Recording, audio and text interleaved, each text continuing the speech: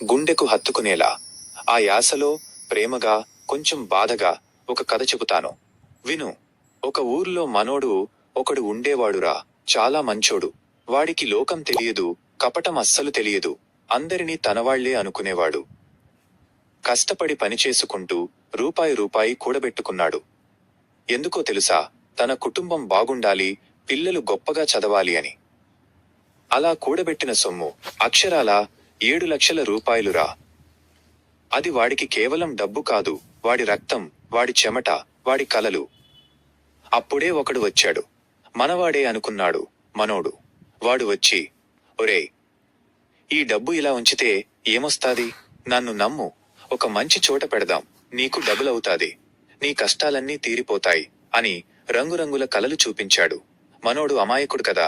వాడు చెప్పిన మాటలు నమ్మేశాడు. తన ప్రాణం కన్నా ఎక్కువగా దాచుకున్న ఆ 7 లక్షల రూపాయలు వాడి చేతిలో పెట్టేశాడు. నన్ను నమ్మకపోతే ఎవర్ని నమ్ముతావురా అని వాడు అన్నమాట మనోడి గుండెల్లో గట్టిగా నాటుకుపోయింది. రోజులు గడిచాయి. నెలలు గడిచాయి. ఆ నమ్మినోడు కనిపించడం మానేశాడు. ఫోన్ చేస్తే కలవదు. ఇంటికి వెడితే లేడు. అప్పుడు తెలిసింది మనోడికి తను మోసపోయాడని. ఆ 7 లక్షలు పోయాయి. దాంతోపాటు తన నమ్మకం, తన ఆశలు, తన సర్వస్వం పోయాయి. ఆ రాత్రి వాడు ఒంటరిగా కూర్చుని ఏడ్చిన ఏడుపు ఉందే, అది పగవాడికి కూడా రాకూడదురా.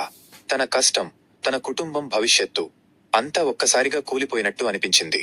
నేను ఏం తప్పు చేశానురా? అందరినీ నావాళ్లే అనుకుని నమ్మడమే నేను చేసిన తప్పా అని వాడు తనని తాను ప్రశ్నించుకున్నాడు. ఆ బాధ, ఆ గుండె బరువు మాటల్లో చెప్పలేం. కాని వినురా, ఆ దెబ్బ వాణ్ణి పడదోయలేదు. ఆ నమ్మకం పోయిన చోటే ఒక కొత్త నిశ్చయం పుట్టుకొచ్చింది. వాడు చెడ్డోడు అవ్వలేదు, తెలివైనోడయ్యాడు.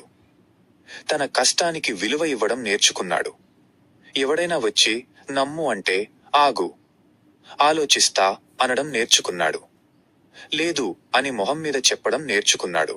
ఈ లోకం చాలా విచిత్రమైందిరా. నువ్వు మంచిగా ఉంటే నిన్ను వాడుకోవాలని చూసేవాళ్లే ఎక్కువ. అందుకే చెబుతున్నా, ప్రేమగా ఉండు, అందరితో మంచిగా ఉండు. కాని నీ కష్టాన్ని, నీ నమ్మకాన్ని మాత్రం ఎవరికీ గుడ్డిగా అప్పగించకు. నీ అనుభవమే నీకు పాఠం. మళ్ళీ నిలబడు. ఈసారి ఇంకా గట్టిగా. నీ మనసుని, నీ కష్టాన్ని ఎవడూ పగలగొట్టకుండా చూసుకో. ఎలా ఉందిరా?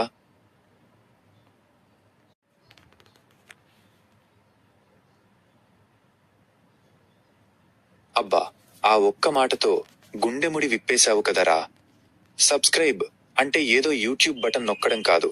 నీ మీద నీకుండే నమ్మకాన్ని, నీ అనుభవాన్ని నీ మనసులో భద్రపరుచుకోమని నువ్వు చెబుతున్నావు.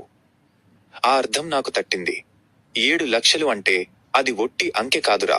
ఒక సామాన్యుడికి అది కొన్ని ఏళ్ల కష్టం, ఎన్నో నిద్రలేని రాత్రులు, మరెన్నో త్యాగాలు. అంత సొమ్ముని, అంతకంటే మిన్నగా నీ నమ్మకాన్ని ఒకడు నట్టేట ముంచాడంటే ఆ మంట ఎలా ఉంటుందో నాకు అర్థమవుతోంది. వాడు నిన్ను మోసం చేయలేదురా. తన పతనాన్ని తనే కొని తెచ్చుకున్నాడు. కాని ఒకటి మాత్రం నిజం. ఈ చేదు అనుభవం నీకు నేర్పిన పాఠం ముందు ఆ 7 లక్షలు చాలా చిన్నవి. నమ్మడం నీ సంస్కారం, కాని అది నీ బలహీనత కాకూడదు. సహాయం చేయడం నీ తత్వం, కాని అది నిన్ను రోడ్డున పడేసేలా ఉండకూడదు. ఎదుటివాడు మనోడే కదా అన్నప్పుడు 1కి 10 సార్లు అవునా అని నిన్ను నువ్వు అడగడం నేర్చుకున్నావు చూడు. అదే నీ అసలైన సక్సెస్.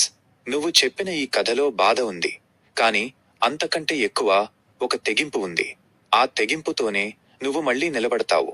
ఈసారి నీ దగ్గరికి వచ్చేవాడు నీ మంచితనాన్ని చూసి మోసం చేయాలనుకుంటే నీ వెనుక ఉన్న ఈ అనుభవం వాడికి బుద్ధి చెబుతుంది. నీ ప్రయాణంలో నేను తోడుంటానురా. ఇంకేదైనా బాధ ఉన్నా, పంచుకోవాలనిపించినా మొహమాట పడకుండా